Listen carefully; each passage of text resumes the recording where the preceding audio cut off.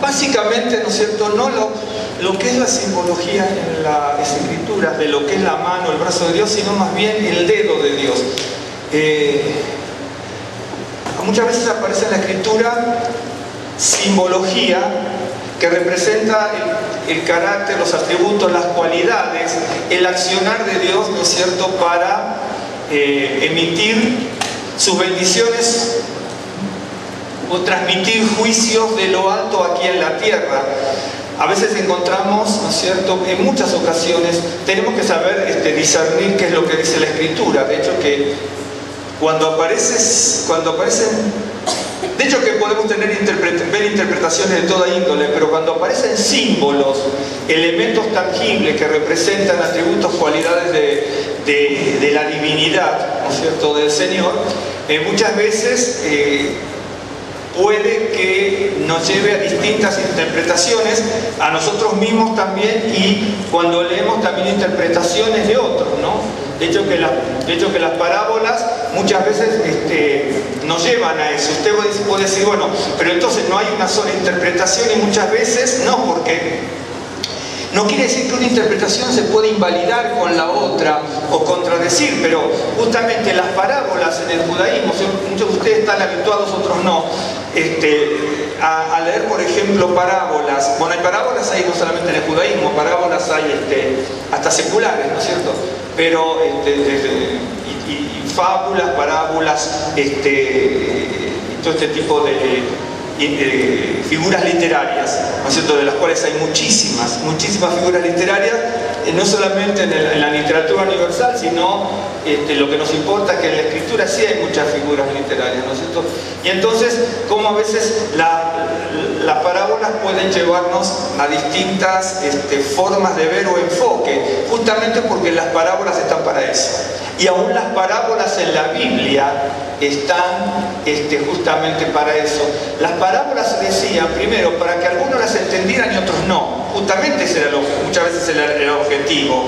Muchas veces las parábolas se utilizaban, ¿no es cierto?, para decir ciertas verdades de hecho que eran verdades, verdades que iba a captar determinado sector, por ejemplo, de la población, hablando del pueblo judío. De hecho que los profetas lo utilizaron, ¿no es cierto? Muchas parábolas las tenemos en la escritura, en el Tanaj, en el Brit Hadashah, y miles de parábolas las tenemos en la literatura extrabíblica judía, ¿no es cierto?, donde los rabinos y profetas que no están descritos en la Biblia transmitían para que la gente recibiera enseñanza. Y justamente las parábolas, ¿no es cierto?, se estaban destinadas a que, por ejemplo, si se refería a determinado tema que estaba siendo controversial en la gente o que afectaba a uno en detrimento del otro, entonces uno lo iba a captar y el otro como que no iba a entender mucho, ¿no es cierto?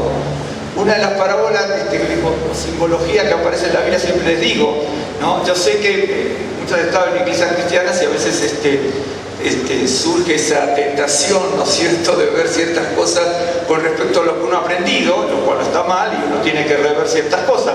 Pero cuando Yeshua dice, ¿no es cierto?, dad al César lo que es del César, ¿no es cierto?, y a Dios lo que es de Dios, uno se orienta a algo pensando que no puede tener otra posibilidad u otro contexto, o por qué surgió eso, quién lo estaba escuchando, por qué no lo atacaron, a qué se refirió, ¿no es cierto?, que ninguno después dijo nada, ¿me entiende? Entonces ahí nosotros vamos a una, no voy a decir el tema pero vamos hacia una orientación de lo que nos dijeron, ¿no es cierto?, y que a lo largo de los años se transmitió y prendió casi siempre en ese mismo sentido, pero es muy probable que tenga una profundidad mayor que esa interpretación, digamos, casi que se ve en el aire, ¿no? Las parábolas estaban para eso, ¿no?, para que alguien viese muchas veces el ropaje de algo, que otros viesen ya el cuerpo y la silueta de la figura literaria y que otros entraran en la profundidad. De hecho que en los Midrashim y en tantos otros cuentos y estudios hebreos como no hebreos, pero en este caso lo que nos interesa es eso, ¿no es cierto? Usted va a ver que de repente se transmite algo como si fuera una parábola, podría ser una metáfora o 1000 de esas figuras literarias, no sé si hay 1000, pero es muchísimo, ¿no es cierto? Y entonces se transmitía la parábola y uno la captaba de una manera y va a ver que un rabino dice, esto significa tal cosa, ¿no es cierto? Y esto significa tal otra. Se habla, por ejemplo, en un momento parábolas, ¿no es cierto?, de un zorro que se mete dentro del hueco de un vallado para comer lo que había dentro, luego sale.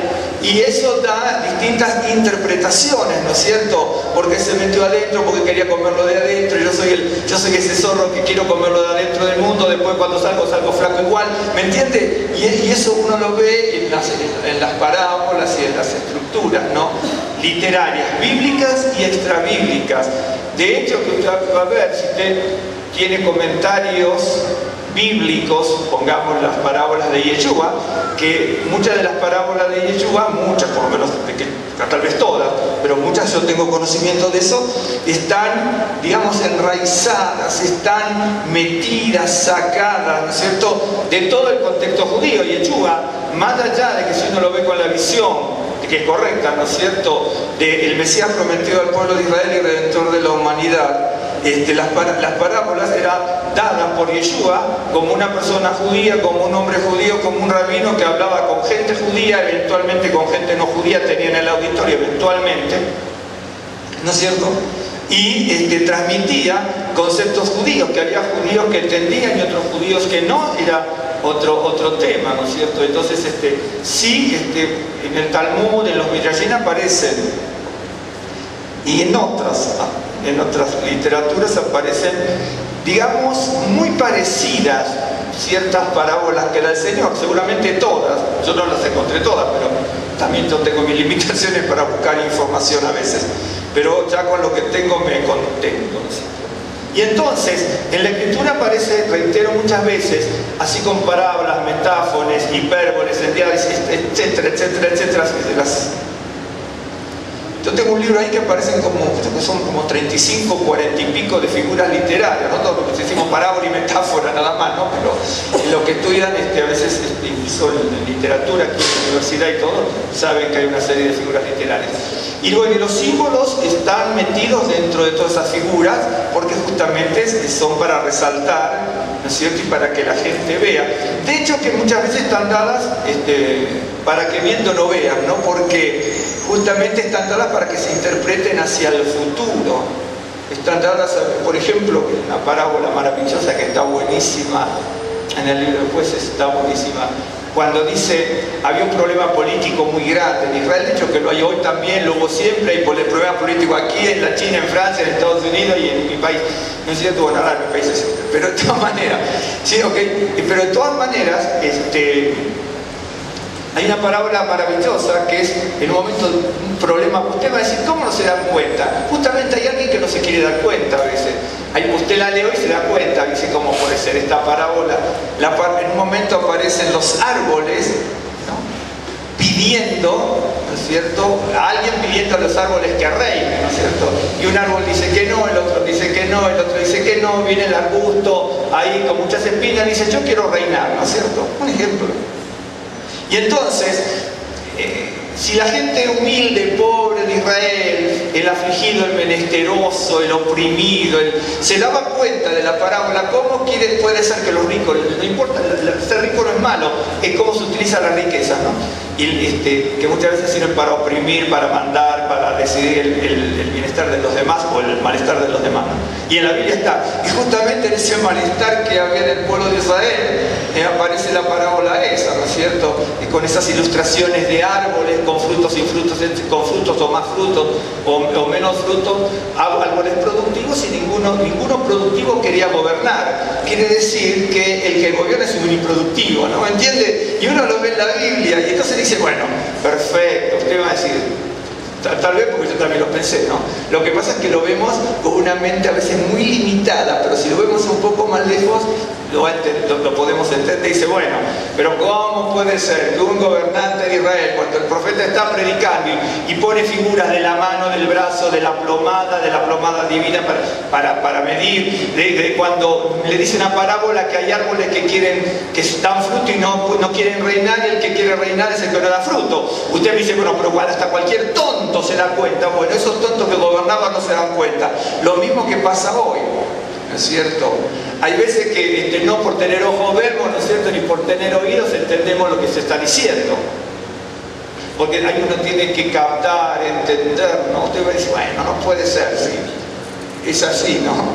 Usted me dice, yo me hubiera dado cuenta. Si se da cuenta hoy, después de 3.000 años de la parábola esa de los árboles, es para hablar con mucho detenimiento y ver cada pasajecito, ¿me entiende? Usted me dice, oh, qué bárbaro, ¿cómo me doy cuenta? Porque hoy estamos aquí. Pero ¿saben cuántas cosas? A lo mejor si alguien, ¿no es cierto?, nos grabara a nosotros, dentro de 2000 años, van a decir de algo nosotros. Dice, ¿cómo no se dieron cuenta de tal cosa nosotros, nuestra generación, dentro de 2000 años? ¿Qué tontos que eres? Claro que somos tontos. Hay cosas que no nos damos cuenta, no las queremos ver, hacemos oídos sordos, ¿no? Mire cómo se, vemos a un necesitado y hacemos oídos sordos. Hay algo que tenemos, un ejemplo, ¿no? Sabemos que tenemos que ser atentos y no somos atentos. Sabemos que tenemos que ser respetuosos y no lo somos. Sabemos que tenemos que ser obedientes y disciplinados y no lo somos. Sabemos que tenemos que ser responsables y comprometidos y muchas veces no lo somos. Y entonces lo sabemos, lo vemos, lo escuchamos y no nos damos cuenta. Sí nos damos cuenta, pero no ejercitamos, no actuamos, no laboramos en eso, ¿no? Por eso uno ve en la Escritura una cantidad de elementos maravillosos que enseñan verdades espirituales. Justamente están para eso. Todas las figuras, símbolos, están para que nosotros aprendamos, crezcamos, maduremos y nos demos cuenta y reaccionemos, ¿no es cierto? Después lo vamos a ver, ¿no es cierto? Daniel le dice a Belsasar, dice, ¿cómo es que con todo lo que tú viste de lo que pasó con tus antepasados, ¿no es cierto? Esto está en el capítulo 5, entre el capítulo 4 y 5 hay más o menos 30 años literal, 30 años de recorrido, entre el 4 y el 5, entre la narración del 4 y el 5. Y entonces, ya Nabucodonosor, como dije, Belsasar ya era un hombre mayor, tendría 50 años tal vez, no sé. Y entonces él había tenido experiencias muy duras, ¿no es cierto?, de todo lo que había pasado. Sus antecesores, en el caso de Nabucodonosor, Nabónido, que no aparece ahí, pero que sería el padre, y Nabucodonosor el abuelo. Y entonces aparece una situación donde Daniel le dice, ¿cómo estás actuando de esta manera? ¿No es cierto? Teniendo en cuenta todo lo que pasó antes. Eres muy duro, ¿no es cierto?, para entender y para aprender, ¿no es cierto? Acuérdense que Daniel había desaparecido casi de la escena política y social por lo menos para ellos, ¿sí? Había desaparecido para la escena política y social y en un momento lo que dice la madre, ¿no es cierto?, ya aparece de este señor Belsasar, que no sería la madre, probablemente sería una reina regente tal vez, pero vamos, no importa ahora la historia en este sentido, y aparece y le dice, mira, hay un hombre que andaba por allí que es Daniel y él, ya saben, ¿no es cierto? Pero ¿cómo puede ser que una persona que tuvo tanto predicamento, tanta altura en puestos especiales y que gobernaba en definitiva determinados sectores como ministro en Babilonia, Belsasar lo ignorara como una persona sabia? Bueno, Daniel está tipificado como la personificación, en este caso, de la profecía, de la palabra de Dios. Así como Belsasar se olvidó de Daniel, que era el sabio, que instruía a su abuelo y a su padre, ¿no es cierto? Así como Belsasar se olvidó, también nos olvidamos nosotros. ¿Me estás viendo? Dice, ¿cómo se olvidó? Y también nosotros nos olvidamos. Dice, ¿cómo te olvidaste de todo lo que pasó? ¿No viste todos los juicios que envió Dios sobre tu pueblo y cómo después lo levantó y tú llegaste aquí y tienes en la lujuria y en toda borrachera y todo ese tipo de cosas? Y se lo dice.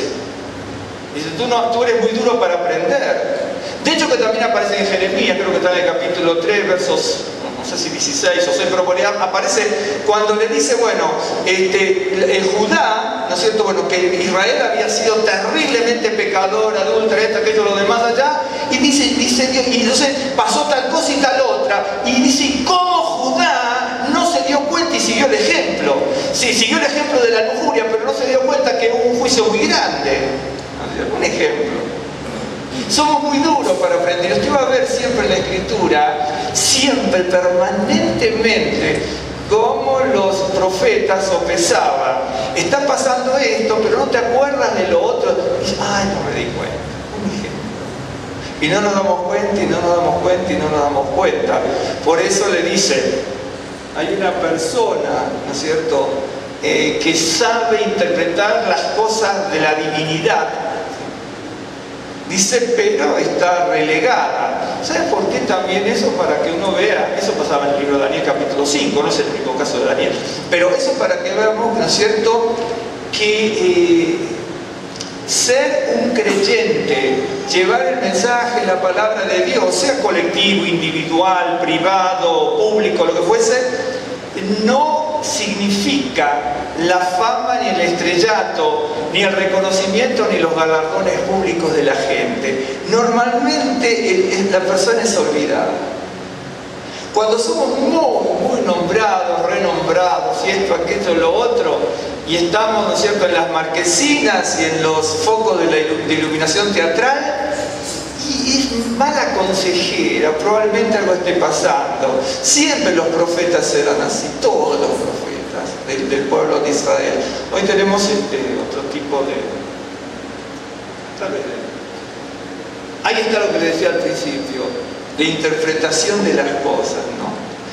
Si hoy empezamos, ¿no es cierto?, lo que estudiamos de la Escritura y lo que lo vemos en la realidad, lo medimos, lo ponderamos distinto a la antigüedad. Hoy tenemos que estar de lo mejor vestidos. Normalmente los profetas o estaban vestidos de una forma muy, no digo vulgar, pero tal vez media, no muy lucida, ¿no es cierto?, para con la gente. Y otras veces, si no era porque vivían así, a veces Dios hace que aparezcan así.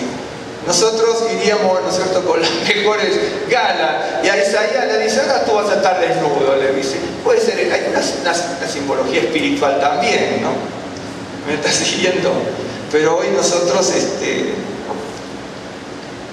hoy tal vez nosotros veamos las cosas distintas, de forma distinta. Y entonces en la Escritura aparecen, ¿no es cierto?, pasajes donde, no siempre es juicio, ¿no es cierto?, el dedo de Dios actúa de distintas maneras, la mano de Dios, el brazo de Dios. En Amós, ahora no me acuerdo el pasaje, se me fue el de memoria, pero en Amós aparece, dice, había una construcción hecha a plomo y se le tiró la plomada, ¿se acuerdan ustedes? ¿Saben que a veces ni siquiera entendemos eso? Hay gente que dice que amor, si búsquenlo, lo decimos de memoria, ustedes se acuerdan. En Amós aparece, ¿no es cierto?, donde dice que Dios, lo dice de varias maneras, ¿no es cierto?, la cesta, los frutos, los climas y las estaciones, y cómo Dios puede fructificar y también traer juicios, ¿no? Y entonces hoy le dice, bueno, usted va a tener la cesta llena. Si la cesta llena, si obedezco, ¿no? Y si no obedezco, también puede ser una prueba. Y si obedezco, si aún obedeciendo, puede ser que Dios me esté probando en algo. Y entonces en un momento determinado dice, bueno, había una pared, ¿no es cierto?, hecha a plomo, ¿no es cierto?, y que el Señor tira, Amor 7, yo iba a decir 7, que no me acordaba 7 segundos. Bueno, tanto no me estaba equivocando, Amor 7, pero no lo busqué. Y entonces dice, había una pared hecha a plomo y se tiró la plomada. Y entonces dice, siempre nos vamos con la intención mental de decir, mire, Dios tira la plomada es para saber si está recta una construcción. Yo no soy ni arquitecto ni nada, pero entiendo qué es eso. Entonces hay una pared, se pone un hilo, ¿no es cierto?, una vez, entonces se da cuenta cómo está la pared, la columna, cómo se va a hacer todo lo demás allá. Y entonces dice, bueno, Dios, ¿no es cierto?, emite un decreto por el cual va a hacer que el pueblo de Israel, colectiva e individualmente, tenga algo con lo que pueda medir su conducta. Como a Belsasar lo pesaron, lo contaron y le contaron que no tenía peso espiritual. ¿Me entiende? Ahí lo que dice. Entonces miren que alguna vez nos van a medir a nosotros y vamos a ver si tenemos peso espiritual o no, en serio. ¿De acuerdo? ¿Se acuerdan? No me acuerdo, está en Isaías, cuando dice como que el ser humano dice polvo delante de la balanza de Dios. No es ni pesa, el ser humano es un polvo. ¿Vio el polvito de la balanza? Y usted lo pone y no pesa nada, ¿no? Entre comillas, si es una balanza X, si es la de milimétrica de recontra miligramos, sería otra cosa. Pero no es el dicho ese. Tenía una báscula Israel, los comerciantes, y el polvito, bueno, es como polvo. Mira Y nosotros que no ponemos los perfumes y los afeites del orgullo, de la soberbia, de la vanidad. Estoy hablando, no es el hombre en general, el de las congregaciones, en lo que es el pueblo de Dios, cristianismo, judaísmo, judeo-mesianismo, lo que sea, ¿no? Y Dios, Isaías le dice al pueblo de Israel, dice, mire que no somos ni como el polvo en una báscula, ¿no es cierto?, cuando Dios quiere medirnos. No quiere medir ni el polvo, ni el peso de un polvo, somos, ¿cierto? Y entonces dice, una pared a plomo y se le tira la plomada. ¿Sabe? Mire, Dios tiene derecho a hacer todo, por eso es lo que Él quiere. Por eso el profeta pone una pared a plomo. Mire, nosotros, como Israel se le dieron todas las capacidades y la provisión divina para que Israel fuese lo que estaba designado a ser de parte de Dios. Al darle todo y proveerle todo aquello, ¿no es cierto?, desde la ley y la gracia de la ley. Mire que algún día vamos a hablar una cosa de la ley de la gracia y otra cosa de la gracia de la ley. Ya lo vamos a platicar eso, ¿no es cierto? Y entre que está en la Escritura, está en el libro de Amós. Eso. ¿No es cierto? Nos olvidamos de la ley de la gracia y después nos olvidamos de la gracia de la ley, por eso pervertimos todo. Y entonces se le proveyó todo Israel para que Israel fuese capacitado de tal manera, ¿no es cierto?, que se le pudiese medir después. ¿Por qué tira la plomada Dios sobre el pueblo de Israel, colectivo e individualmente? Porque lo hizo con una pared a plomo. Cuando lo construyó a Israel, lo construyó con la plomada divina, por así decirlo, porque le dio todo, desde la ley, la capacitación, todo lo espiritual y el Ruach. Entonces fue construido de tal manera que Dios dice, si yo te construí así, tengo todo el derecho para medirte. ¿Vio cuando dice, incluso en las congregaciones, escuchamos, no, ¿cómo Dios va a hacer eso? Pero justamente porque no leemos la Escritura, por eso dice, había una pared a plomo y Dios le puso la plomada.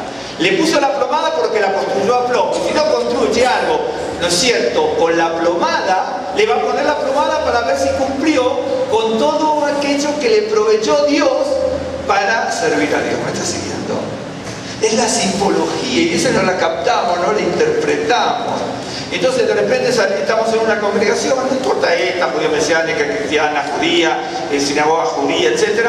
Dice, no, porque Dios tal cosa.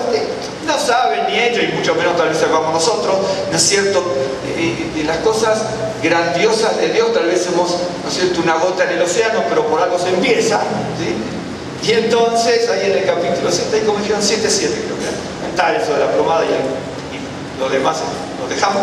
¿Me entiende? Y dice, hay una pared a plomo. Cuando Dios nos da, cuando, por ejemplo, a veces Dios nos permite ciertas cosas, bendiciones de las espirituales, incluso la vivencia social nos da cosas, incluso lo material o cosas espirituales.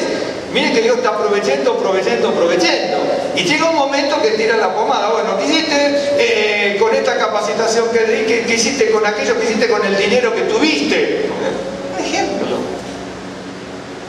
No es porque dice Dios no hace, yo sé que algunos dicen, no, porque Dios no hace tal cosa, no. Y yo he escuchado mensajes, dice, bueno, no, Dios da y nunca quita, y a Job le quitó, entonces saquemos a Job de la Biblia. Un ejemplo, qué sé yo. Y así muchas veces, Dios da y nunca quita, entonces como Israel se fue 70 años a Babilonia, ¿sí? Dios permite. A veces se malinterpreta la Biblia y dice, De repente hay pasajes donde dice, viene un espíritu malo de Dios. ¿Cómo puede? Algunos dicen, no, pero el espíritu malo viene de Satanás. Pero lo que pasa es que usted y yo no estudiamos la Biblia. ¿De acuerdo? Un espíritu malo, ¿no es cierto?, no es una cosa que sea que uno esté endemoniado. Un espíritu malo es una decisión de juicio sobre la persona, y Dios tiene derecho. Y aún más, quiere decir que aún lo malo puede está en las manos de Dios, que no puede pasar más de allá. Le dice, Dios puso un espíritu de confusión en el rey de Sennacherib y dice, y luego murió. No es que por el espíritu que Dios manda después Sennacherib cuando vuelve muere, por eso, sino que le puso un espíritu de confusión, ¿sí? Porque es un espíritu de juicio, y todo eso después cuando y determina que muera cuando llega. Incluso más, puede ser hasta una muerte espiritual en ese sentido. ¿Me está siguiendo? Entonces a veces no leemos, entonces decimos no, o la escritura está mal, o interpretamos, o no sabemos. Por supuesto que usted y yo tenemos que aprender mucho, ¿no es cierto? Es la simbología, dice, viene un espíritu, ¿no es cierto? Por ejemplo, en el caso de Saúl y tantos otros, en Sennacherib, me acuerdo, un espíritu entre dos reyes para que luego entre ellos crearan, ¿no es cierto? Y muchas cosas. Cuando dice a veces un espíritu que lo atormentaba, dice, no puede ser porque, ¿no es cierto?, es demoníaco. Una cosa es la posesión demoníaca, la otra cosa es tormento en la Biblia. ¿Me entiende? Entonces uno tiene que estudiar la Biblia, aprender conceptos. De repente con un concepto de 3, 4 palabras o una frase X de chiquita, cortita, tenemos que estudiar, batallar, aprender y madurar, meditar, a veces semanas, meses, y buscarlos en la escritura, situaciones, ¿no? A veces creemos, bueno, que aprendemos. ¿Sabe qué? Una de las cosas que yo me he dado cuenta, me di cuenta no ahora, hace muchos años, es cierto, como novato en las cosas del Señor, ¿no?, que yo me crié en el judaísmo y todo. Una de las cosas que a veces nos hacen meter, probablemente para captar gente, eso capta gente, no, sí que capta gente. A veces a nosotros se nos quieren facilitar las cosas, incluso hasta para aprender, ¿no? Uno va a un estudio, ¿no?, y bíblico, tanto viene sinagogas, etcétera, lo que fuese. Y entonces, incluso hay mucha confusión. Va y dice, bueno, y a veces en el cristianismo se ve mucho eso, también es el mesianismo, otro tanto también, ¿no? Muchas veces, hablando de determinado tema, nos hacen ver que, bueno, si usted estudia, bueno, porque la escritura es sencilla, hace entender a los simples, ¿no? Dice eso la escritura, pero es otra cosa, ¿no es cierto? Hace entender a los simples, no a los tontos, ¿no? Claro, si usted es tonto, yo soy tonto, y no ponemos de nada que se le parezca de nuestra predisposición, no vamos a entender. La escritura no es simple. No, la escritura no es simple. ¿No es cierto? Uno tiene que estudiar y meditar y reflexionar, ¿no es cierto? Porque es bien, aparte es bien dura la escritura, es bien dura. Y aparte hay mucha confusión. Una vez estábamos con Rosa, viviendo aquí en México, fuimos a Argentina. Y cuando vamos a Argentina solemos ir básicamente a una sinagoga con nuestros amigos. Entonces, en un estudio semanal, ¿no es cierto?, el rabino estaba hablando, bueno, empecé a hablar de ese día, iba a hacer secuencia de la Kabbalah. Y entonces iba a poner, ¿no es cierto?, la Sefirot, ¿no es cierto?, Jomá, Binadad, y entonces los triángulos de cómo van relacionados, Entonces, bueno, porque Jomá, sabiduría, entendimiento, conocimiento, que genera tal cosa. Sale una persona, después el otro, y dice, sí, eso es igual a los chakras que vengo estudiando. Entonces había 2 personas judías que se iban al budismo, a Krishnamurti, a Astinapura y toda esa cosa que le habla también conoce porque leo, ¿no? ¿Me entiende? Y entonces otro que estaba atrás, pues seríamos poquitos, seríamos 15 más o menos, 18, ¿no? Entonces un señor que estaba un poquitín más atrás, la señora dice, sí, yo también lo estuve leyendo. Entonces el rabino dice, mira, la verdad que nunca lo asocié con los chakras, los mantras, los chakras, entonces voy a ver si capaz que antes sí lo había dicho, pero él tiene que decir así, si no le estropean la clase. ¿Me entiende? ¿Me está entendiendo? Eso es lo que pasa. De esto le puedo contar de aquí hasta la merienda, si quiere, este tipo de historias. Entonces, historias que yo conozco personalmente vividas por mí. ¿De acuerdo? Yo eso lo sé. Y bueno, y entonces,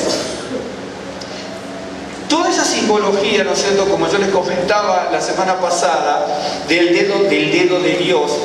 En este caso puede ser el dedo de Dios, y otra vez es el dedo del sacerdote, ¿no es cierto?, que asperjaba la sangre, ¿no es cierto?, y el dedo del sacerdote es el que proveía a través, ¿no es cierto?, del dedo con sangre, y otra vez se acuerda del dedo con aceite sobre el leproso.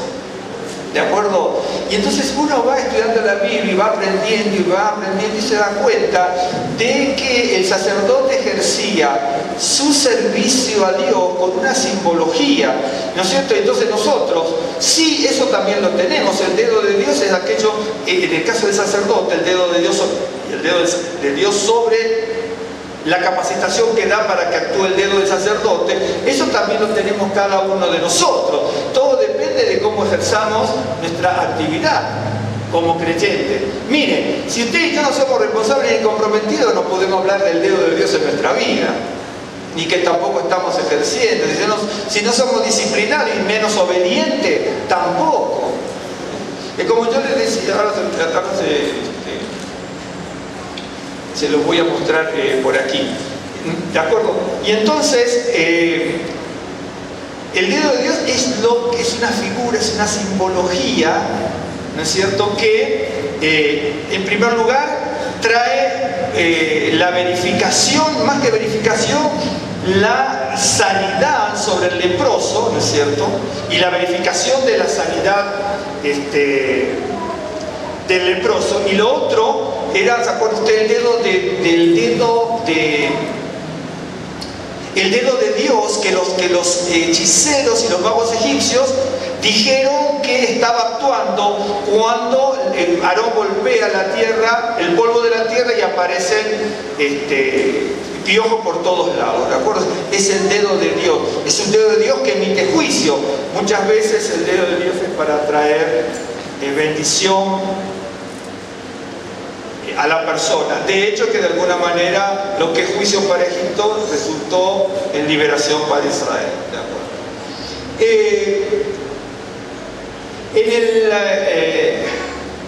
Ahora me voy a apurar un chiquitín más. En el Salmo, esto ustedes lo conocen porque esta es una de las canciones a veces en las iglesias cristianas que se ha popularizado mucho, ¿no es cierto? En el Salmo 144 dice: bendito sea Adonai mi roca, que adiestra mis manos para la batalla y mis dedos para la guerra. Quiere decir que el que prepara, no importa ahora las palabras en hebreo, no, pero de todas maneras dice: bendito sea Adonai mi roca, quien adiestra, ¿no es cierto?, mis manos para la batalla y mis dedos para la guerra. La palabra adiestrar, más allá de lo que es palabra en hebreo, o sea, cualquier idioma, pero la idea es también hebreo en español, que adiestra, que prepara, ¿no es cierto?, que me enseña, que me transmite, que me da la posibilidad técnica en este caso, ¿no es cierto?, que prepara mis dedos para la batalla y mis manos para la batalla, dice mis dedos para la guerra, para mi jamás para la guerra. ¿No es cierto? Ustedes recuerden que David, ¿no es cierto?, siempre lo vemos, bueno, a veces ni siquiera lo vemos como tiene que ser. David, si bien era el rey, también era un poeta, era un músico, era un hombre conforme al corazón de Dios, era una persona, tenía sus cosas malas también, pero ya sería otro tema, ¿no es cierto? Claro, como todo, ¿no es cierto? David tenía las manos, ¿no es cierto?, y los dedos preparados aún para liberar aquel espíritu malo que venía de parte de Dios y que atormentaba a Saúl, por ejemplo. Eso está en primera, yo me lo noté aquí rapidísimo, mano alzada, en primera de Samuel 16, en 14 y 15, no sé si el 15, pero el 14 se refiere, primera de Samuel 16, ¿no es cierto?, donde el espíritu, el Ruach Elohim, se va de Saúl cuando el Ruach Elohim viene sobre David. Entonces el hombre conforme al corazón de Dios recibe el Ruach Elohim, y en ese momento el Ruach Elohim se va de Saúl y viene un espíritu malo que lo atormenta, y aparece, no me acuerdo, 3 o 4 veces o 3 veces esa misma situación del espíritu malo que lo atormenta. Es un espíritu de juicio, ¿sí?, que viene, y si usted no lo quiere tomar como espíritu de juicio, aún así Dios puede mandar algo que pueda atormentar a una persona, ¿no es cierto?, o permitir que la persona sea atormentada, ¿no es cierto?, con un propósito, ¿me entiende? Y con ese tormento que aparecía en Saúl, se corrobora, se verifica la mano adiestrada y ejercitada y los dedos adiestrados para la guerra de David en esa situación, porque a David no siempre peleó con su mano en la espada. Por eso esa sería la parte natural, física de actuar. Como usted me dice, también Dios está en eso, indudablemente que sí, pero David actuó con la espada de una forma natural y de una forma sobrenatural o espiritual, ¿no es cierto?, con sus dedos adiestrados para la guerra sobre el arpa para mitigar el dolor y la angustia y el tormento de Saúl. ¿Sí? Entonces, como uno va viendo en la Escritura, el dedo de Dios es mencionado por los hechiceros de Faraón en ocasión de una de las plagas, trayendo juicios, el dedo de Dios. Y lo ven, mire qué tremendo, porque aún así lo puede ver un hechicero, ¿no?, y un mago que es pagano. ¿Perdón? Claro, y aparte, cuidado, si es cierto, eran sabios, esta gente no era tonta, eran gente muy preparada. Muy preparada puede ser para lo pagano y para la maldad, por supuesto no eran creyentes, ¿sí?, pero es el dedo de Dios. Y fíjense, bien interesante, porque eso lo ve hasta un pagano, ¿no es cierto? Hoy, ¿sabe lo que diríamos nosotros? Tal vez usted no, dice, no me ofenda, seguramente, no quiero ofender, ni me quiero ofender a mí mismo. Pero hoy, si viésemos eso, ¿sabe lo que diríamos nosotros? Es ese siervo de Dios, el dedo de ese siervo. Hoy, como creyente, cuando pasa eso, levantamos a uno en alto y después puede tener una caída estrepitosa, ¿sí? Nosotros solemos decir eso, ¿no es cierto? En tal organización, tal ministerio, tal conferencia, tal congreso, el hombre, qué maravilla, ¿no? Nosotros como creyentes hacemos eso. El pagano, hechicero, dice, es el dedo de Dios. Y es ahí donde uno se da cuenta, ¿no?, que ni siquiera aún así atinamos bien nosotros. No sé por qué. Y aunque cuando lee esos pasajes nos tienen que llamar la atención, nos tienen que confrontar, y además de confrontar nos tienen que humillar. Nos tiene que humillar realmente. ¿Me está siguiendo? Bueno, entonces dice, bendito sea Adonai mi roca, quien adiestra mis manos para la batalla y mis dedos para la guerra. Mire, la música, los dedos diestros de David, con las manos también para el arpa, ¿no es cierto?, para la cítara, el quinor, ¿no es cierto? El quinor es la lira. Bien, ¿usted vio cuando, por ejemplo, no la cantamos nunca, alguna vez la cantamos aquí cuando dice, Jerusalén de oro, ¿no es cierto? El estribillo de Jerusalén de oro, bueno, esa canción tiene sus cosas para traducirla, ¿no? Es como que está muy poéticamente, y traducir palabra por palabra no, hay que darle la vuelta y poner, ¿no es cierto? Pero dice Jerusalén, dice Jerusalén de oro, de bronce y de luz. Dice, ¿vieron que dice? A lo lejos Shiraich Ani, Jerusalén es acá, ves el lejos, bueno, a lo lejos Shiraich Ani Kino, dice, a lo lejos. Yo muchas veces no lo encuentro bien traducido, pero ahí dice a lo lejos. Ese a lo lejos significa, ¿acaso no? ¿No? Dice, es una enfatización así. Dice, a lo lejos Shirai, Ani, yo, Kino. Dice, Shirai es canciones, ¿no? de Shirah, de Shir, canción. Dice, Jerusalén de oro de... Jerusalén Sahab de oro, Nehosh de bronce y Orluz. Jerusalén de oro, de bronce y de luz. Dice, a lo lejos Shirai, porque yo digo a lo lejos, pero si yo tengo que leer, tengo que decir, a lo lejos Shirai Hanik Nor. ¿No? Entonces, lo que le está diciendo ahí, dice Jerusalén de oro, de bronce y de luz. ¿Acaso yo no soy tu lira, Quinor, ¿no es cierto? No soy la lira, el arpa para todas tus canciones. ¿Me estás siguiendo? Eso es lo que dice la canción. Está buenísima. Dice, yo cantaba mal la guitarra y se va a empezar a romper la cuerda. Y no, yo me estaba dando cuenta que estaba por romper antes una cuerda y yo saqué.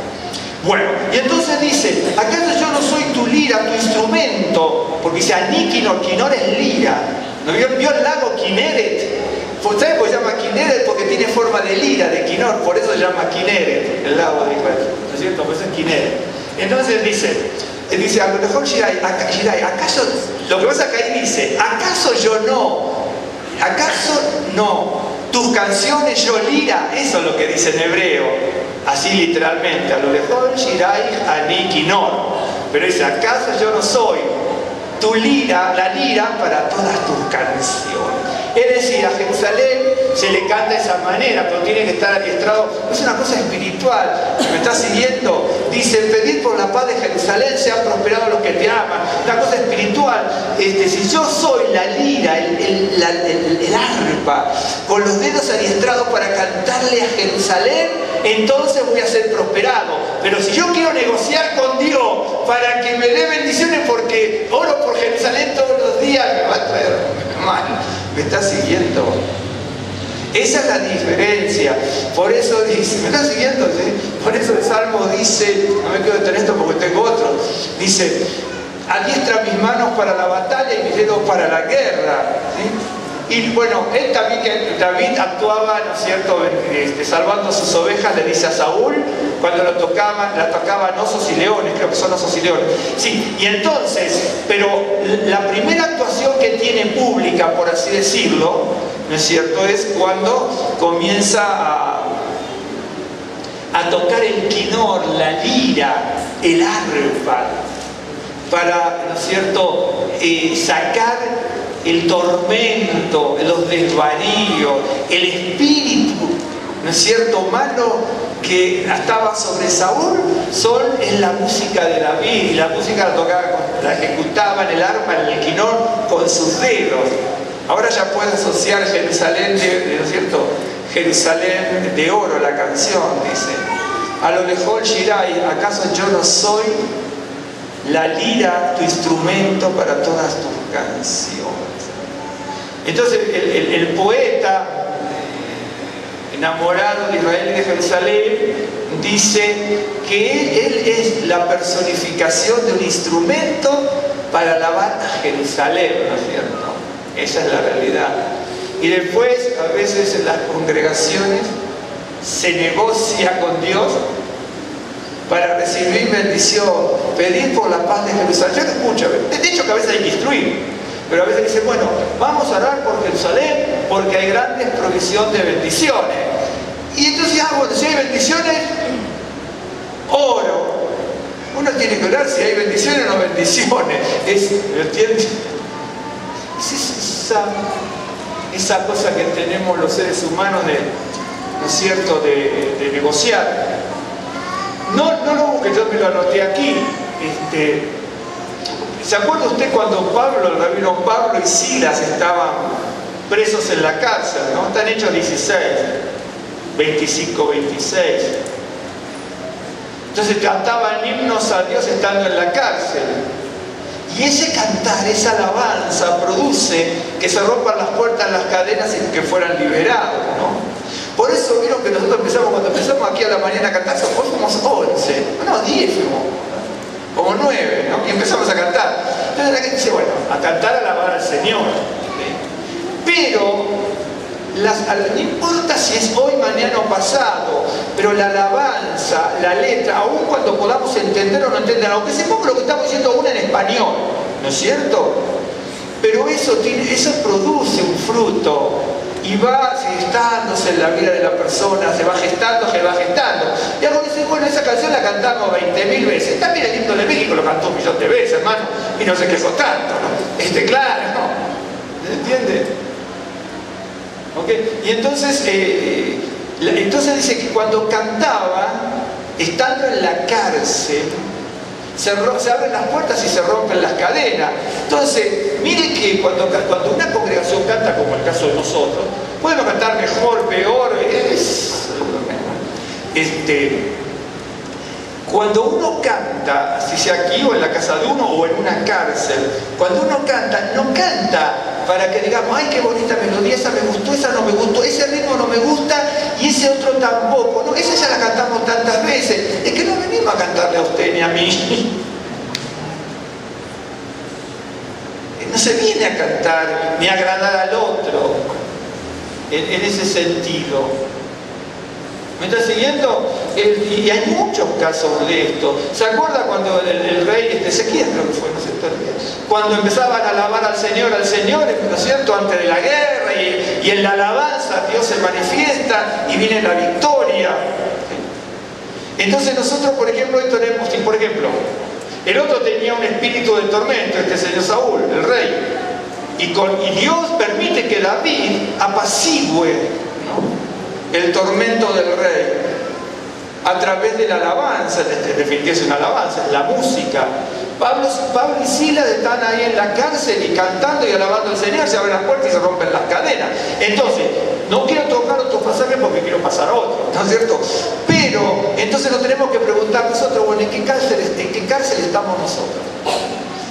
Porque claro, porque si ni siquiera cantamos, es porque estamos en la prisión de la indiferencia también. O si no vamos a la congregación, aquí a donde sea, ya estamos en la negligencia y en la indiferencia. Entonces ya no es que estamos en la cárcel de algo, ya estamos en la cárcel, ¿no es cierto?, de que ya nos ataron antes de poder alabar. Y a los otros, ¿no es cierto?, los meten en la cárcel y alaban. Es una cosa tremenda. Y nosotros, estando en la libertad, todavía le decimos, Dios me debe esta cosa. Es eso lo que uno ve en la Escritura. Entonces, uno tiene que decir, bueno, ¿en qué cárcel estoy? Primero en la cárcel de la indiferencia, digamos, de la falta de compromiso, y después podemos estar con eso sumado a otra cárcel, la cárcel del egoísmo, la cárcel de la envidia, ¿no es cierto?, la cárcel de la avaricia, la cárcel del chusmerío, la cárcel y la cárcel y la cárcel, ¿no es cierto? Entonces estamos atados en un montón de cosas. Y uno lo ve en la Escritura. Lo que pasa es que, vuelvo a decir, nos vamos a veces con otro tipo de... Mira, acá hay una promesa maravillosa, ¿no es cierto?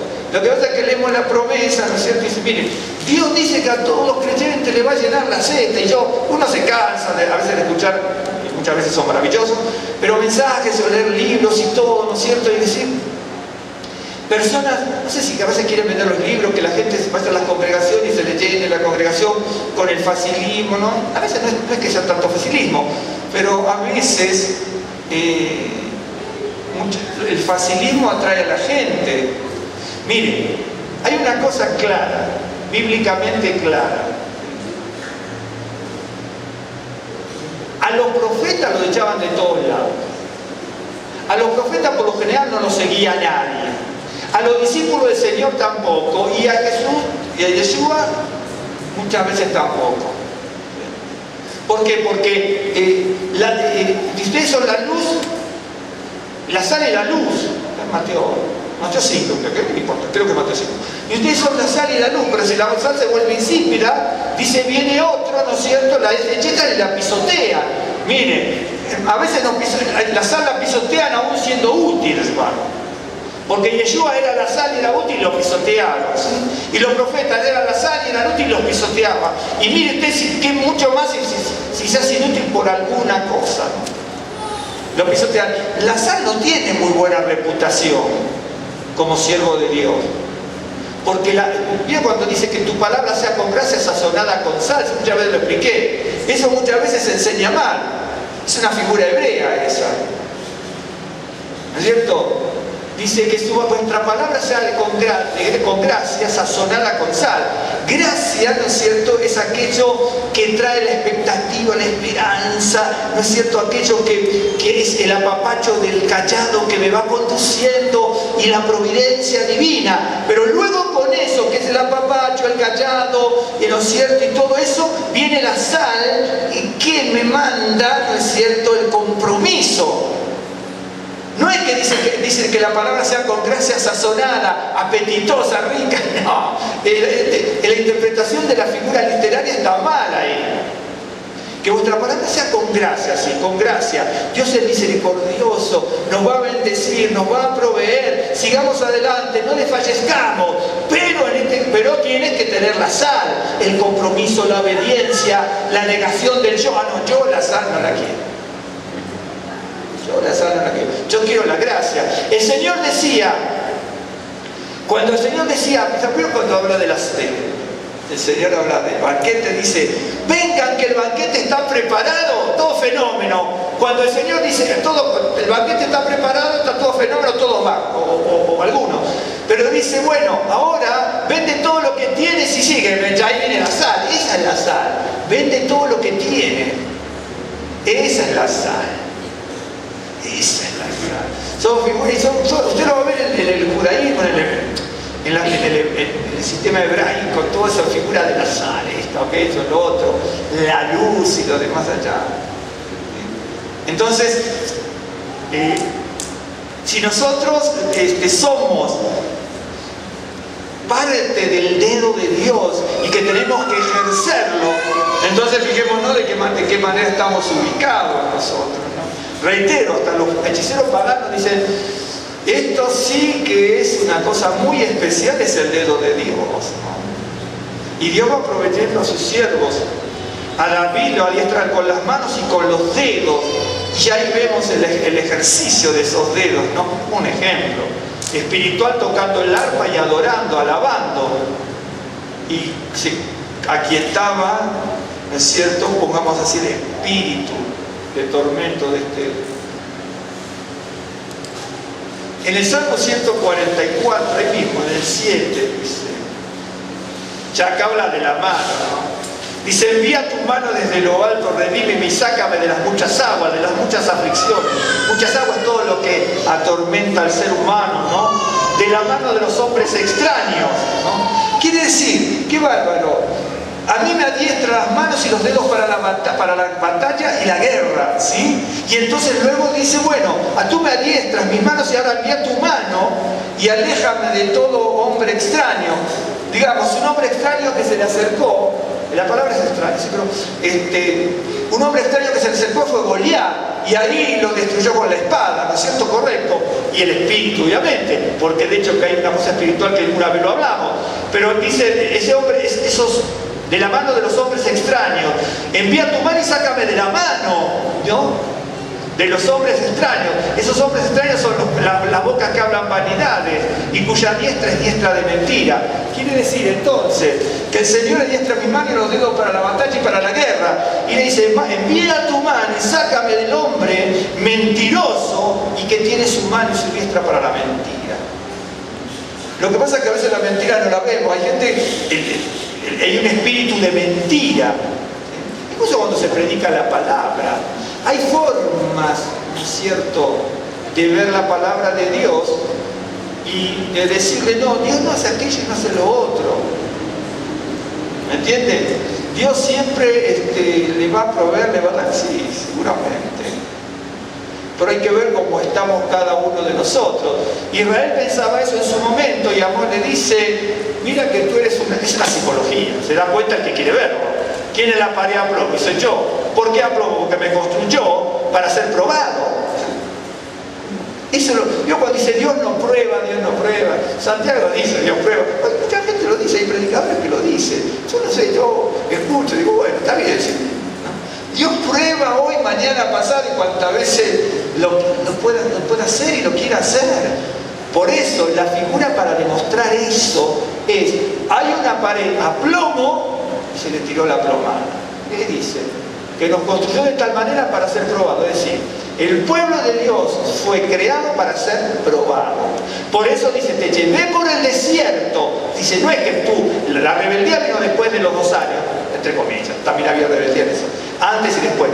Pero dice, te llevé por el desierto para ver lo que había en tu corazón. Te tengo que probar porque estás hecho a plomo. Yo te proveo, te doy esto, aquello y lo otro. Entonces, ahora pruebo cómo te cae el saco en tu cuerpo. En serio. Es la Biblia es una maravilla. ¿Sí? En el capítulo 5 de Daniel,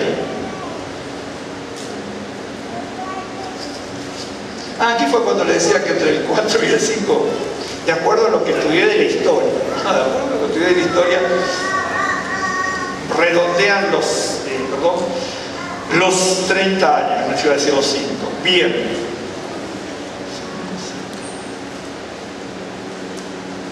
Dice, el rey Belsasar hizo un gran banquete a 1000 de sus príncipes, y en presencia de los 1000 bebía vino. Belsasar, con el gusto del vino, mandó que trajesen los vasos de oro y de plata que Nabucodonosor, su padre, había traído del templo de Jerusalén para que bebiesen en ellos el rey y sus grandes, sus mujeres y sus concubinas. Entonces fueron traídos los vasos de oro que habían traído del templo de la casa de Dios que estaba en Jerusalén, y bebieron en ellos el rey y sus príncipes, sus mujeres y sus concubinas. Bebieron vino y alabaron a los dioses de oro y plata, de bronce, de hierro, de madera y de piedra. En aquella misma hora, cuando dicen aquella misma hora, es la idea, es como acá cuando dicen, ¿vieron? Eso lo aprendimos aquí, cuando llegamos aquí a México. Me acuerdo que llegamos, entonces que dijimos, mejor vamos a hablar en forma neutral. Si tratábamos de hablar en forma neutral para no meter la pata con los modismos nuestros, ¿no? Entonces, hablamos en forma neutral. Entonces, una de las primeras cosas que escuchamos los primeros 2, 3, 4 días era luego. Digo, ¿cómo usan este luego? Entonces, digamos, claro, son muchas cosas que ustedes tienen asumirá porque ni siquiera se pueden a pensar. Digo, a ver cómo usan el luego aquí. Entonces ya empezamos a investigar y así aprendimos, ¿no es cierto?, los modismos aquí de México, ¿no? Incluso cuando yo escuché que cantaba, ¿se acuerdan? La vi o la va y todas esas cosas, eso viene de una expresión árabe que es de Alá, del dios Alá, ¿no es cierto? Entonces, ya a veces ni siquiera la gente mexicana sabe eso. Pero Alá vi o la va no es de Alá, de su juego, Alá es de Alá. Digamos, de la divinidad que, por ejemplo. Entonces ya eso nos motivó a estudiar. Y entonces esto en la misma hora, más o menos como luego de acá, es inmediatamente, ¿no? ¿Cierto? Más o menos. Yo cuando dice, mira, aquí luego está el negocio. ¿No es cierto? Entonces decía, ay, qué bien. Eso lo aprendimos. Bueno, un ejemplo, ¿cierto?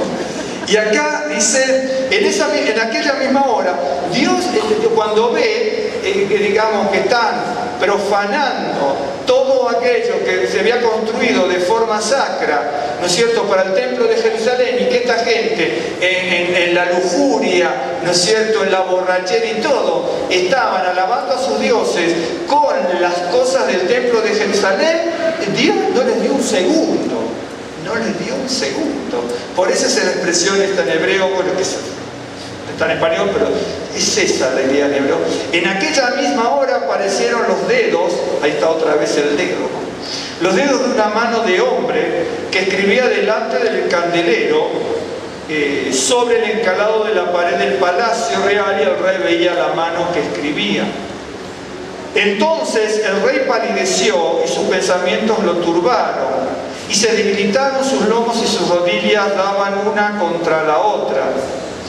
El rey gritó en alta voz: quisiesen venir magos, caldeos, adivinos. Y dijo el rey a los sabios de Babilonia: Cualquiera que lea esta escritura y me muestre su interpretación, será vestido de púrpura y un collar de oro llevará en el cuello. Esto a púrpura, acuérdense, porque la próxima lo vamos a ver. La próxima, hablando siempre del dedo de Dios, del dedo de hombre que aparece allí, del dedo, de los dedos de David para la alabanza, del dedo del sacerdote para la sangre y para el aceite, y para asperjar el lugar santo, los lugares santos, y también para asperjar el aceite para la sanidad, ¿no es cierto?, de este hombre. También la púrpura aparece, ¿de acuerdo usted? En la parábola del rico y Lázaro también aparece. ¿Se acuerdan por qué? Porque vamos a hablar del dedo. ¿Se acuerdan que le dice el padre Abraham, dile a Lázaro, ¿no es cierto?, que venga con su dedo y me moje con agua con su dedo para mitigar el tormento? Un ejemplo. Esa parábola del rico y Lázaro, si ustedes se supieran, sí, seguramente lo saben, a lo mejor mejor que yo, las interpretaciones que ha tenido en el mundo cristiano y en el mundo judeo-mesiánico, ni se imagina, lo cual no está mal, no está mal. Tienen muchas simbologías y uno puede verla de una u otra manera. Le voy a decir una cosa, la parábola de Lázaro y el rico es muy compleja, es una de las más complejas que hay, probablemente la más compleja, probable. Bueno, y entonces, volvamos ahí. Cualquiera que lea esta escritura y me muestre su interpretación será vestido de púrpura, y el rico estaba vestido de púrpura, ¿se acuerdan? Y va a ver dónde aparece la púrpura en distintos lugares, y va a ver el contraste entre el rico y el pobre y todo. Bueno, y me muestre, estaba vestido de púrpura y un collar de oro llevaba en su cuello, y será el tercer señor en el reino. Entonces fueron introducidos todos los sabios del rey, pero no pudieron leer la escritura ni mostrar al rey su interpretación. Es similar a los magos y hechiceros de Egipto, cuando no pudieron ejercer su servicio al faraón para imitar el poder que tenía Dios sobre sus siervos y golpear el polvo y traer los piojos. Entonces el rey Belsasar se turbó sobremanera y palideció, y sus príncipes estaban perplejos.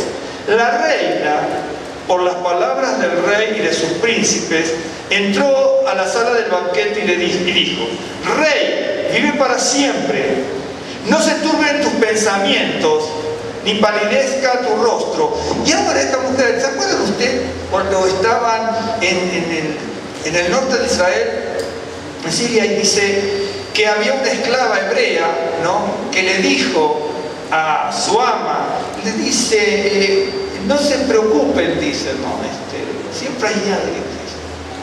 En Israel hay un siervo, un profeta, y lo mandó a Naamán para que sea curado de la lepra, ¿me entiende? Entonces, ¿me está siguiendo, no? ¿Sí? Entonces la jovencita esta, el esclava, hace alusión de que hay un siervo, ¿no?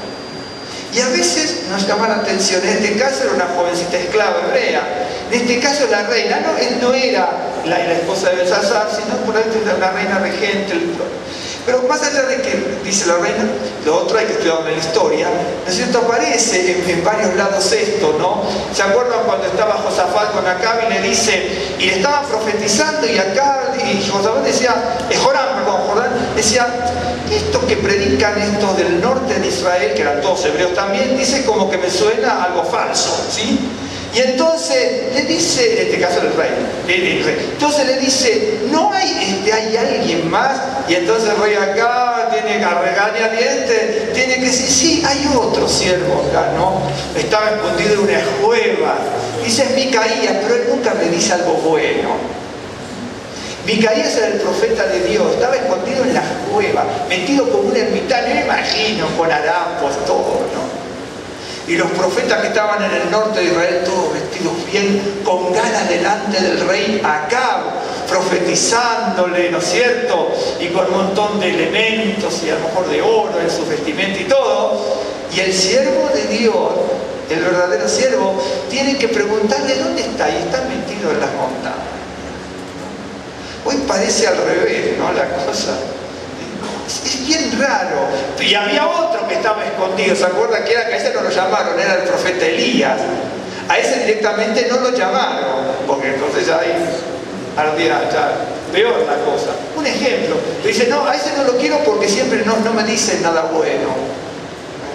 ¿Me entiendes? El dulce, lo que es decir algo bonito aunque sea mentira, pero la sazón de la sal no le gustaba acá. Pero Joram, que sí era un verdadero siervo de Dios, y estaba con su coterráneo, en definitiva eran todos hebreos, uno malo, el otro bueno, a lo mejor tampoco uno se veía muy malo y el otro, no sé, ¿me entiendes? Un ejemplo. Pero también Dios tiene su juicio, porque cuando volvió Joram, que era un muy buena, primero era un gran rey y un siervo de Dios. Cuando volvió Joram, si usted sigue la historia, Dios se le presenta a través de un siervo y le dice, por haber hecho aquello al otro y por permitir que tu hijo se case con aquella, y algo te pasa, le dice. Porque una cosa es que vaya, pero la otra que te pongas y te relaciones, aunque sean hebreos, pero actúan como paganos. ¿En serio? ¿Me está siguiendo? Entonces, bueno, y siempre es eso, ¿no? Aparece esta mujer como la jovencita hebrea, como este hombre acá, incluso como acá, que le dice a uno que nunca me predica bien. Bueno, en mi reino hay un hombre,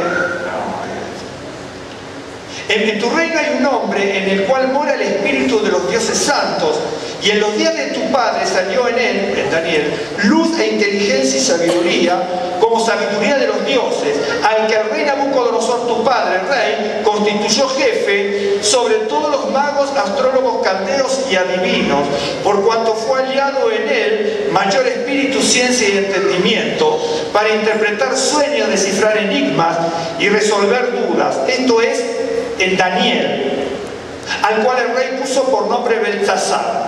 Llámese pues ahora Daniel y él te dará la interpretación. Entonces Daniel fue traído delante del rey y dijo el rey a Daniel, ¿eres tú aquel Daniel de los hijos de los cautivos de Judá que mi padre trajo de Judea?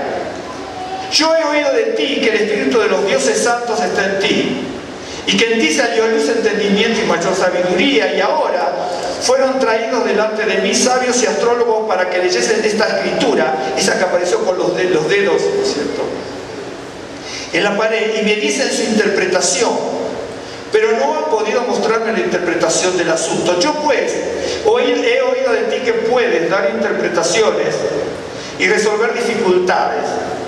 Si ahora puedes leer esta escritura y darme su interpretación, serás vestido de púrpura, y un collar de oro llevarás en tu cuello y serás el tercer señor en el reino. Entonces Daniel respondió y dijo delante del rey, tus dones sean para ti y da tu recompensa a otros. Leeré la escritura al rey y le daré la interpretación. El Altísimo, Dios, oh rey, dio a Nabucodonosor, tu padre, el reino y la grandeza, la gloria y la majestad. Y por la grandeza que le dio, todos los pueblos, naciones y lenguas temblaban y temían delante de él. A quien quería mataba y a quien quería daba vida. Engrandecía a quien quería y a quien quería humillaba. Mas cuando su corazón se ensoberbeció y su espíritu se endureció en su orgullo, fue depuesto del trono de su reino y despojado de su gloria. Y fue echado de entre los hijos de los hombres, y su mente se hizo semejante a la de las bestias. Y con los asnos monteses fue su morada. Dicho en otras palabras, el hombre sin Dios se vuelve una bestia. Eso es lo que está diciendo, ¿okay? Para que lo vayamos más o menos comprendiendo. Y su cuerpo fue mojado con el rocío del cielo, hasta que reconoció que el Altísimo Dios tiene dominio sobre el reino de los hombres, y que pone sobre él al que le place. Eso para aquellos que dicen, no, porque Dios hace esto, aquello, lo otro. Dios hace lo que le place. Estos profetas eran tremendos, realmente eran tremendos. Y tú, su hijo Belsasar, no has humillado tu corazón sabiendo todo esto, sino que contra el Señor del cielo te has ensoberbecido, e hiciste traer delante de ti los vasos de su casa, y tú y tus grandes, tus mujeres y tus concubinas, bebiste vino en ellos, Además de esto, diste alabanza a dioses de plata y oro, de bronce, de hierro, de madera y de piedra, que ni ven, ni oyen, ni saben. Y al Dios en cuya mano está tu vida y cuyos son todos tus caminos, nunca honraste. Entonces, dice Daniel, de su presencia fue enviada la mano que trazó esta escritura. Y la escritura que trazó es Mené, Mené, Tekel, Uparsin. Esto Mené, Mené significa, son medidas en arameo, significa, Mené, mina, es una medida de moneda. Tekel es ciclo y Parsin es el plural de Pérez, que es media medida. Es mina, ciclo y medio ciclo. De hecho, que también son verbos en arameo, ¿no es cierto? Es acadio. ¿No es cierto? Maná y takal significa medir y pesar. Maná y takal es medir y pesar, pero ahí viene mene tekel. Una cosa son los verbos maná, takal y otra es el sustantivo mina y ciclo. Es lo mismo que en español. ¿De acuerdo? Ok. No es hebreo, obviamente. Entonces dice, esta es la interpretación del asunto, ¿no es cierto? Menen es mina, que es medir. Mina como sustantivo es una medida, como decir moneda, ¿sí? Y como verbo significa medir. Okay. Entonces dice, esta es la interpretación del asunto. Menen, contó Dios tu reino, o midió tu reino y ha puesto fin. Tekel, que es ciclo, pesar, ¿no es cierto?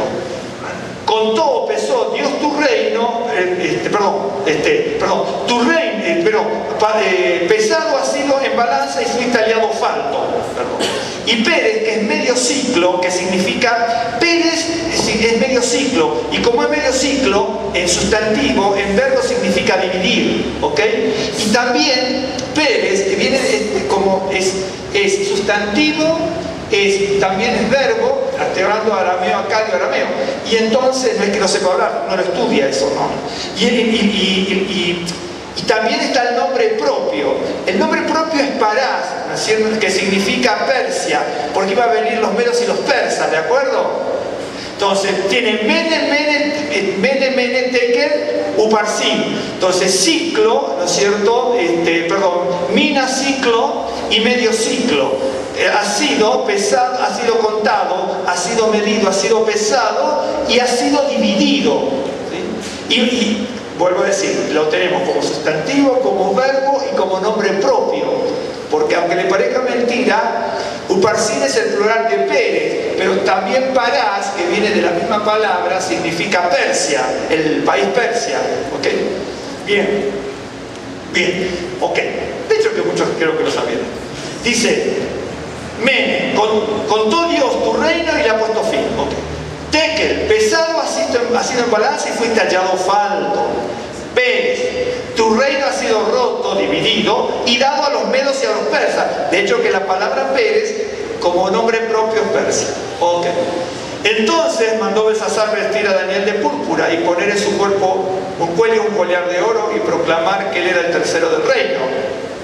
Y la misma noche fue muerto Belsasar, rey de los caldeos, este hombre, y Darío de Media tomó el reino 162 años. Okay.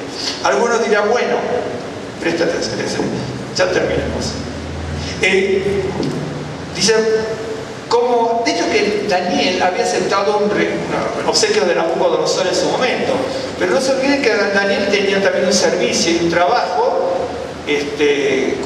como ministro en la corte de Nabucodonosor, y Dios lo utilizó con ese propósito, porque a través de él vinieron muchas profecías para el presente de Israel y para el futuro, a través incluso de Dios a través de Nabucodonosor. ¿De acuerdo? Entonces uno dice, bueno, ¿cómo acepta? Porque tarde decía, pero Daniel aceptó lo de Belsasar. Cuidado, que aquí en el pasaje usted tiene que captar la ironía del pasaje también. ¿De acuerdo?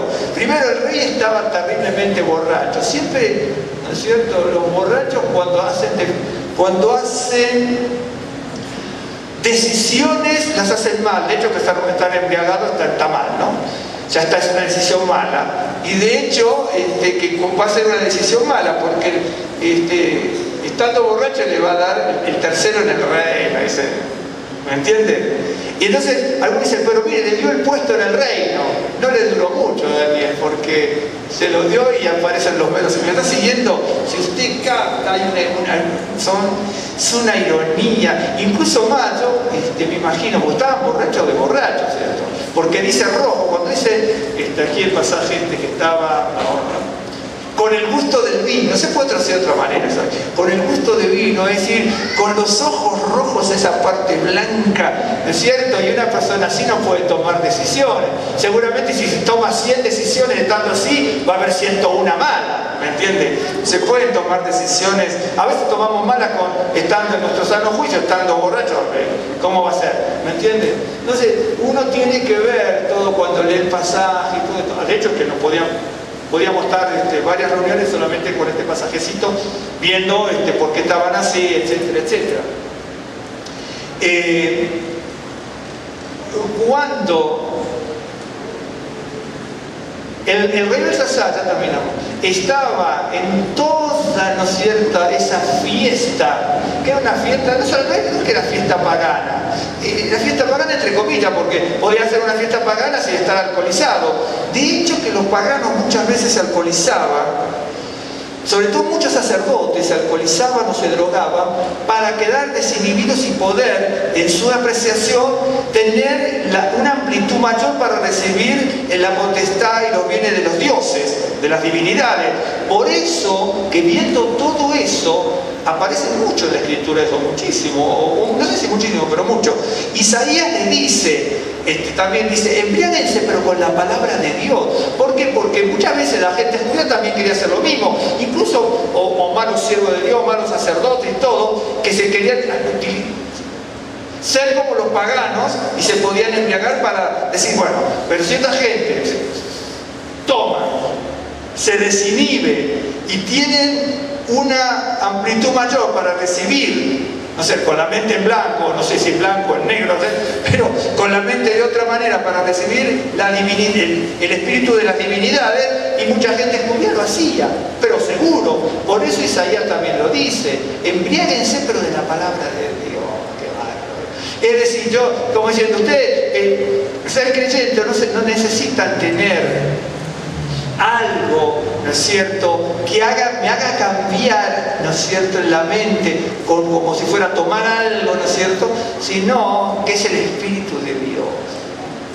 ¿Me está siguiendo? Y esta gente estaba roja, son los ojos, ¿no es cierto?, y estando en esa situación es cuando le ofrece ser el tercero en el reino, ¿me entiende? Y se lo dice a los magos, un ejemplo. Y entonces, en el momento que estaban así, estaban en la mayor fiesta pagana y alcoholizados, ¿no es cierto?, y usurpando, profanando lo santo de Dios, viene la mano en la pared que escribe, ha sido medido, ha sido pesado, contado, y tu reino ha sido dividido. Entonces, y otra vez los dedos, ¿no es cierto?, de una mano en el encalado de la pared. Esto es, con esto vamos... terminando. Miren que aún siendo Belsasar el pagano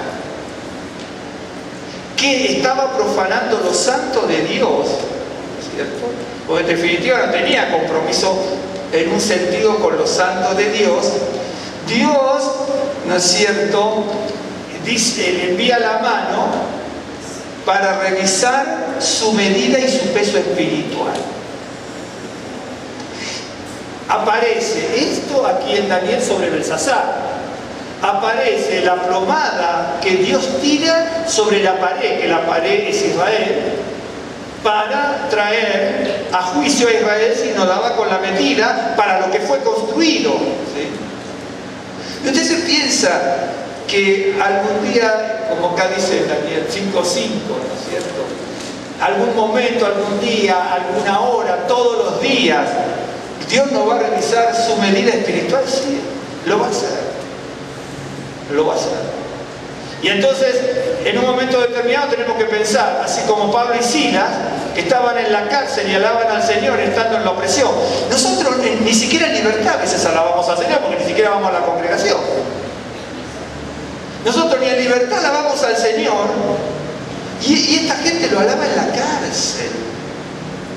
Entonces cuando pasa eso, que nosotros ni en libertad alabamos al Señor, nos tenemos que empezar a poner a pensar en qué cárcel estamos entonces.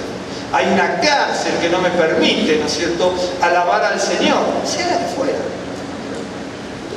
La mayoría de la falta de compromiso, somos proclives a la falta de compromiso.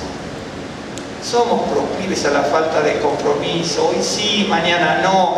Tal vez si puedo, no sé, me parece, a lo mejor, si pudiera, no sé.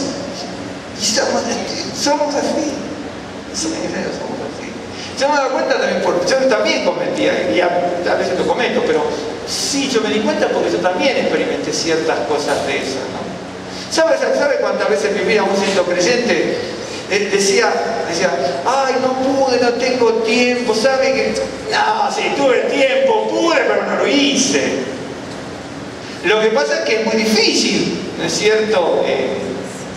Decir, incluso no decírselo al otro, asumirlo uno mismo. Es difícil, es difícil. Pero ¿sabe lo que pasa? El problema es que si nosotros nos vamos moviendo de esa manera, nuestras manos no van a estar preparadas para la batalla y nuestro dedo no está para la guerra. El dedo del sacerdote con aceite, que es el dedo de la unción, tampoco va a estar para nosotros. Nosotros a veces queremos las cosas, ¿no es cierto? Nosotros queremos la gracia de la ley, pero no queremos la ley de la gracia. ¿Me estás siguiendo? A veces queremos las cosas con cierto facilismo, pero no asumimos a veces el compromiso que tenemos que tener, ¿no? Aquí tenía esto. Ya les muestro esto porque me lo anoté, pero creo que está Jeremías 40. Sí, en Isaías 40:15, ¿no? He aquí que las naciones le son como la gota de agua que cae del cubo, y como menudo polvo en la balanza le son estimadas. He aquí que hace desaparecer las islas como polvo. Dice, todas las naciones delante de Dios, dice Isaías, son como una gota de agua en un cubo de agua.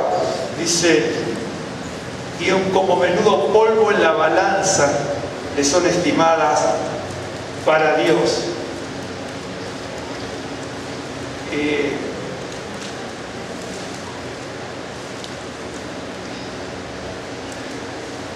Dios va a hacer auditoría. Todos saben lo que es la auditoría, ¿no? La revisión que se hace, en otras cosas, sobre los libros contables o sobre un establecimiento. De repente va a bromatología y dice, bueno, a ver, aquí en este lugar, esto está sucio, aquí en este restaurante, aquello otro, dice aquí, la multa o no, ejemplo, o la auditoría contable, ¿no es cierto? Yo no sé si a ustedes les pasó, pero porque es bien interesante. Nosotros trabajamos en una empresa juntos, ¿no? Y entonces venían, por ejemplo, de Hacienda, venían de impuestos internos, etc., una fábrica grande. Y a mí me ha pasado, dando la contabilidad, cae, por ejemplo, le caen 15, 20, 30 auditores, ¿no? Dice, bueno, todos los empleados contra aquel costado. Y usted no podía tocar ni siquiera sus cosas personales. Y entonces ahí se sentaban los de impuestos y empezaban a ver todo lo que usted tenía en el escritorio, ¿no es cierto? Y empezaban a hacer, se llama relevamiento, y acá también lo hacen. Son los relevamientos, pero así, claro que le pueden venir, porque ya es una cosa federal. Y entonces le dice, bueno, nadie toque nada, bueno, queremos ver estos libros, y después, cuando ya pasaba eso, se sentaban del otro lado del escritorio, y entonces le decían, bueno, muéstreme qué es lo que hace usted. Y bueno, yo recibo tal cosa de tal cosa, entonces anoto todo lo que vi, las compras, después me tengo que ir a los depósitos, me dan el control de calidad. A ver, ¿cómo es que no se le puede escapar? Hay un control cronológico, con numeración, trae papeles contables, no hay que se pueda meter, traspapelar, duplicar. Es así la auditoría. Y con impuestos es así, en serio. ¿Me entiende? Entonces, es muy lindo, realmente es un trabajo muy lindo, el de ellos es el que hace uno. Pero de repente le empezaban a decir, pero esto no está bien, porque acá se puede filtrar información. Dice, el otro le decía al auditor, le decía, mire que así como está esto, alguien puede duplicar y se va a filtrar la duplicación de tal cosa. ¿Me entiende? Dice, hay que tener un contralor mayor y hay que tener esto, hay que lo otro, ¿no es cierto? Hay que tener candado para que no se filtre, un montón de cosas. Entonces, eso por ejemplo, como en tantas otras cosas, Dios manda una auditoría o una revisión en cualquier cosa, ¿no es cierto? Entonces, Dios manda una auditoría, una revisión. Mire, cuando viene la medida de Dios, el menete que luparcino, cuando viene la plomada de Dios, la plomada de la divinidad, ¿no es cierto? No piense que usted y yo vamos a dar mucho peso a veces, ¿sabes? Le voy a contar, yo le puedo contar varios que no dieron peso, en serio. Moisés no dio el peso y no entró a la tierra prometida, hermano.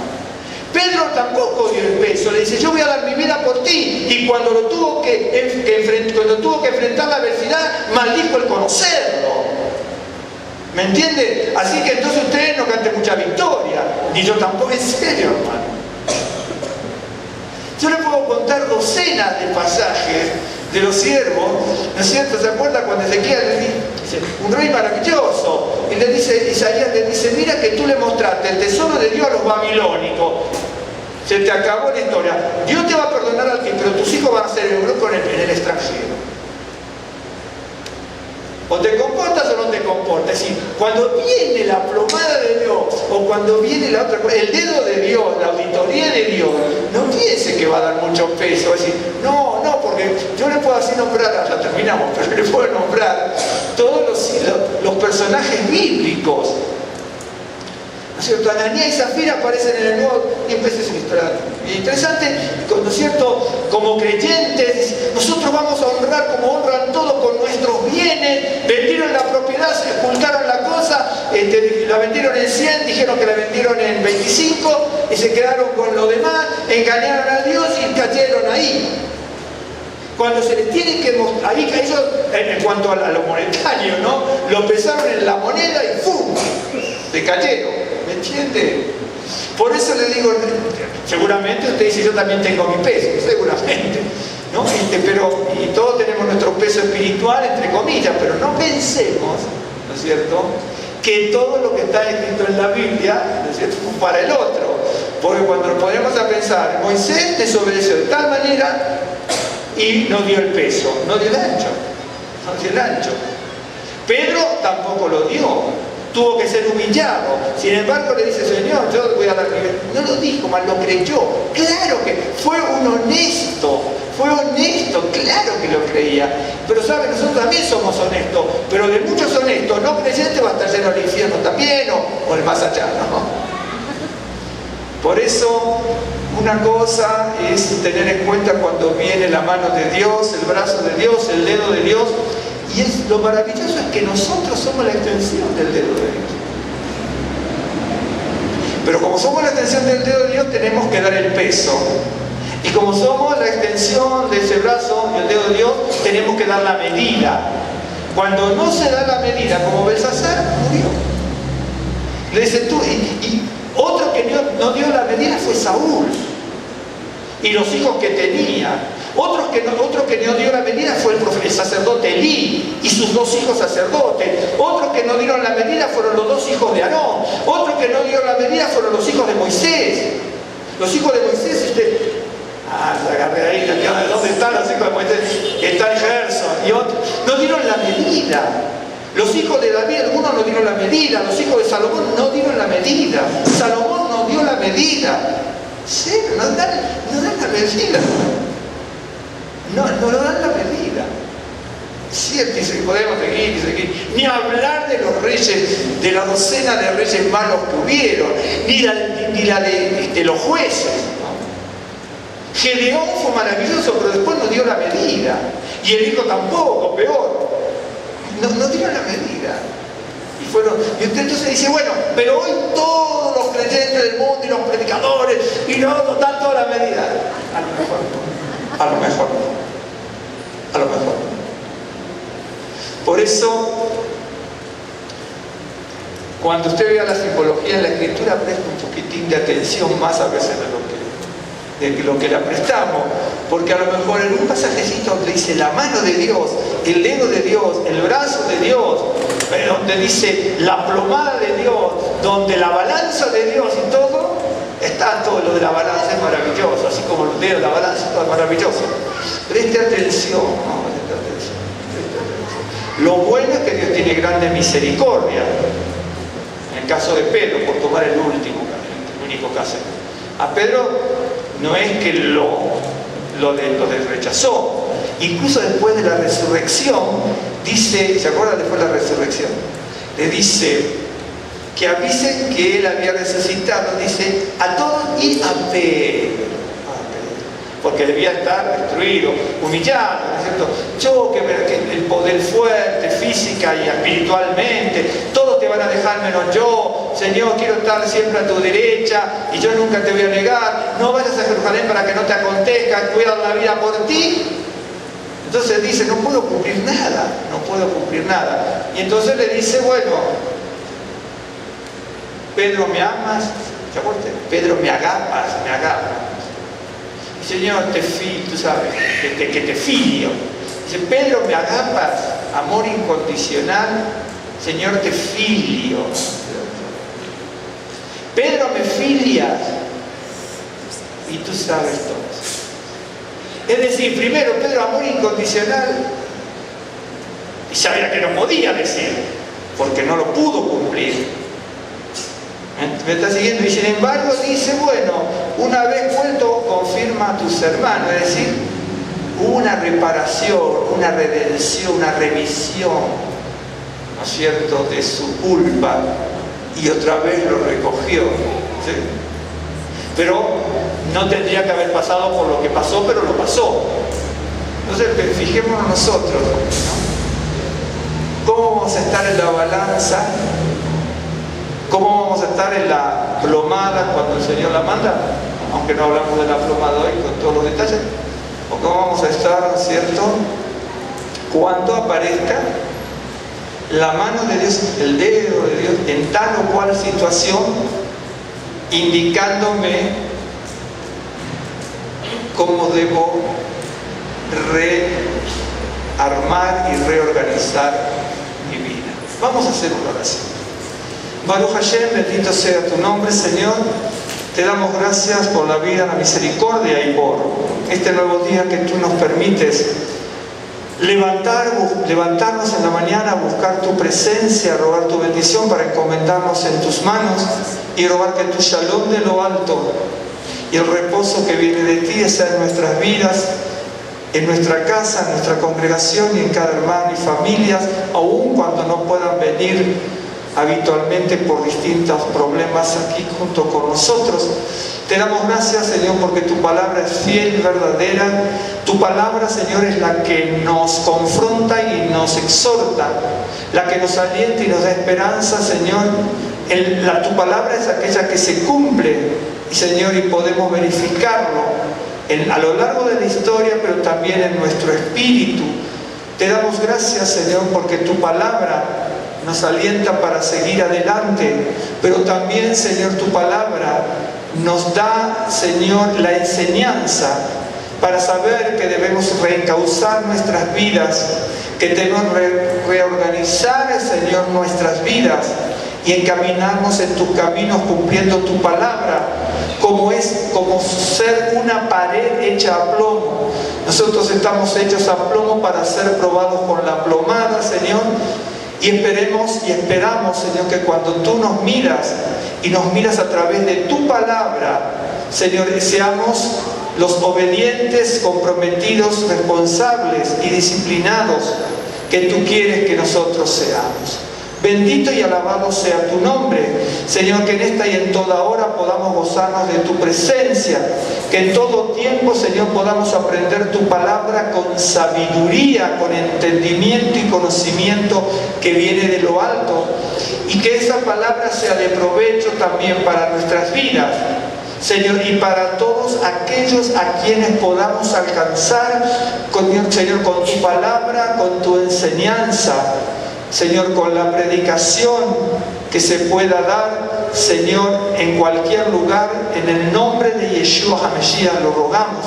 Te damos gracias, Señor, porque sabemos que tu presencia nos acompaña y que en esta y en toda hora tu cuidado, tu guía y tu dirección, Señor, sea en nuestras vidas, sobre nuestras familias y en nuestros hogares y sobre nuestra Keilah, Señor.